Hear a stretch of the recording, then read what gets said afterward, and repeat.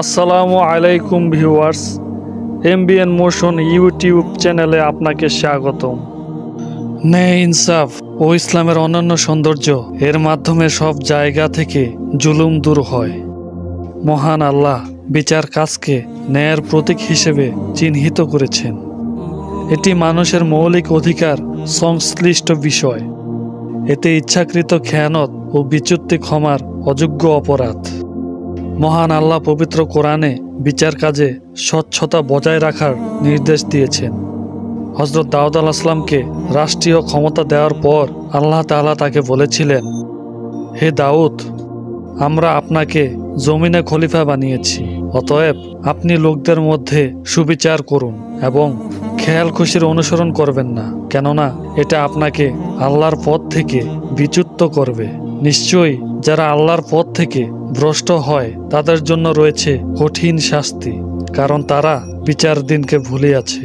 সূরা সুয়াত আয়াত 26।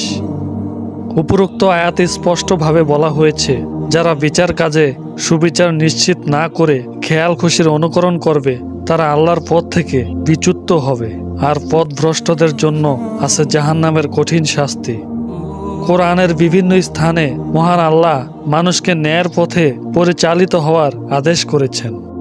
নবীজি সাল্লাল্লাহু আলাইহি ওয়াসাল্লাম, যিনি ছিলেন ন্যায় নীতির প্রতীক, তাকে উদ্দেশ্য করে মহান আল্লাহ বলেছেন, আমরা আপনার প্রতি শতসহ কিতাব অবতীর্ণ করেছি, যাতে আল্লাহর দেখানো পথে আপনি বিচার করতে পারেন আর আপনি বিশ্বাসঘাতকদের পক্ষে বিতর্ককারী হবেন না। সূরা নিসা আয়াত 105। নবীজি সাল্লাল্লাহু আলাইহি সাল্লাম বিচারকদের 3 শ্রেণীতে বিভক্ত করেছেন এবং তাদের শেষ পরিণতি সম্পর্কে জানিয়ে দিয়েছেন। বিচারক 3 শ্রেণীর, তন্মধ্যে 2 শ্রেণী জাহান্নামী আর 1 শ্রেণী জান্নাতি। যে বিচারক মানুষের অধিকার বুঝে সে অনুযায়ী বিচার কাজ করবে সে জান্নাতি, আর যে বিচারক মানুষের অধিকার বুঝেছে কিন্তু তা অনুযায়ী বিচার কাজ করেনি, এবং যে বিচারক মানুষের অধিকার না বুঝে মূর্খতাবশত বিচার কাজ করবে, তারা উভয়ে জাহান্নামী। বিচার কাজে অন্যায় রায় প্রদানের জন্য যারা উৎকোচ গ্রহণ করে ঘুষ নেয় তাদের প্রতি নবীজি অভিসম্পাত করেছেন।